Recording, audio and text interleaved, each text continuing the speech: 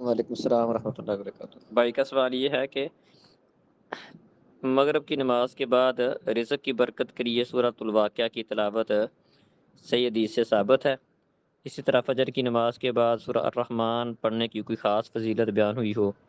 بھئی سورۃ الواقعہ کے متعلق ایک حدیث بیان کی جاتی ہے کہ جو آدمی مغرب کے بعد یا رات سونے سے پہلے سورۃ الواقعہ کی تلاوت کرتا ہے، اللہ رب العزت اس کے فقر فاقے کو دور کر دیتا ہے، لیکن یہ حدیث ضعیف ہے، ثابت نہیں ہے۔ اسی طرح فجر کی نماز کے بعد بھی کوئی صحیح حدیث سورہ الرحمن پڑھنے کی فضیلت پر دلالت کرنے والی موجود نہیں ہے۔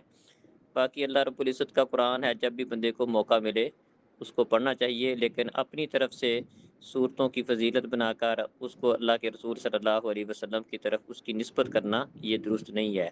نبی صلی اللہ علیہ وسلم نے فرمایا کہ جو شخص من کذب علی متعمدا فلیتبوأ مقعدہ من النار، جو شخص میرے ذمے کوئی ایسی بات لگاتا ہے جو میں نے نہیں کہی تو اپنا ٹھکانہ آگ میں بنا لے۔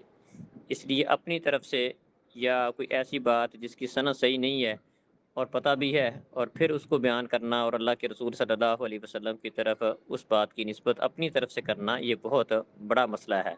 تو اس لیے ایسا کرنا درست نہیں ہے کہ اپنی طرف سے اللہ کے رسول کی طرف بات کی نسبت کی جائے۔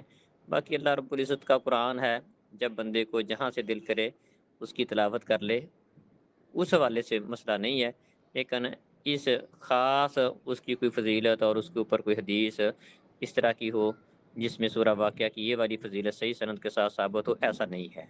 السلام علیکم۔